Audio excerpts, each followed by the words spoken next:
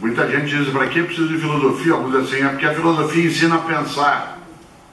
Bobagem. Pensar é um atributo atávico da espécie. Você nasce, não precisa de filosofia para isso.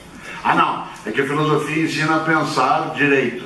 Não necessariamente. Matemática também ajuda, literatura. Não, é que a filosofia ensina a pensar crítico. Nem sempre. O nazismo tinha filósofos. As ditaduras têm seus filósofos. O que a filosofia pode colaborar é introduzir algo, Jair, que eu chamo de suspeita. A suspeita. Eu gosto sempre de imaginar que a filosofia é você andar com uma coisa antiga, que alguns aqui viram, que era um carimbo.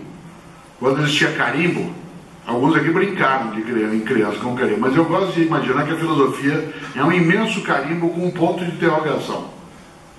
E a filosofia, você sair por aí com esse carimbo, então você encontra assim, as melhores esferas de São Paulo, o melhor sistema de governo, a pessoa mais honesta, e aí você bate um carimbo de interrogação. A filosofia é a capacidade de colocar interrogações. A filosofia é o conhecimento sobre os porquês, não sobre os comos. Quem lida com os comos é a ciência, de maneira geral. A ciência lida com os porquês. E é claro que há uma diferença entre ciência e filosofia. Por exemplo, nós estamos aqui agora, eu estou aqui dialogando, começa a me irritar, porque alguém faz uma pergunta sobre o time que eu torço, etc. E aí tem um infarto. E caio duro aqui, atrás da mesa. Qual é a primeira reação tua? Espanto. Qual é a segunda reação? Correr em cima de mim. E alguns tentarem me chacoalhar. E dizer uma coisa estranhíssima que é volta. Na suposição de que eu tenha ido a algum lugar. Volta, volta. E aí você quer me balançar porque eu estava ali e não estou mais. Mas como não estou? Meu corpo está ali, mas eu não sou só isso e eu não estou mais. E é volta, volta. E aí a gente chama um médico que vem correndo e o médico examina e diz, olha, não tem jeito. Aí você fala assim, mas doutor, por que o Cortella morreu? Ele fala, sabe o que é?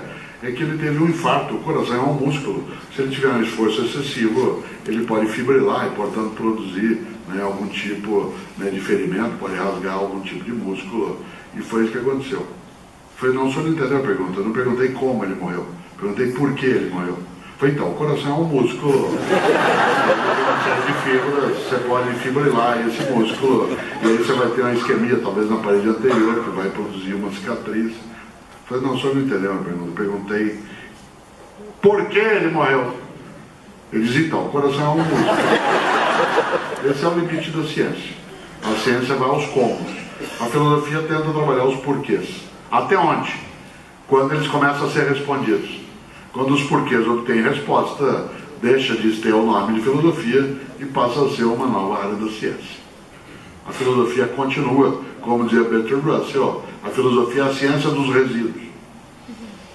Mal o conhecimento ganha alguma precisão, ele perde o nome de filosofia, a filosofia fica com o resto. Com o resto do quê? Das perguntas. A gente continua perguntando.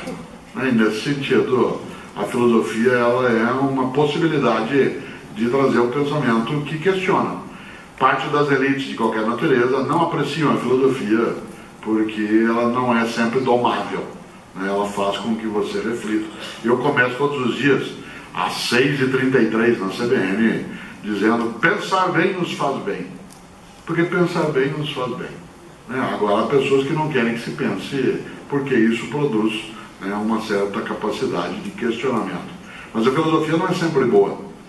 Ela aparece também como suporte da ditadura, das alienações. Ela é boa quando ela ajuda a humanizar.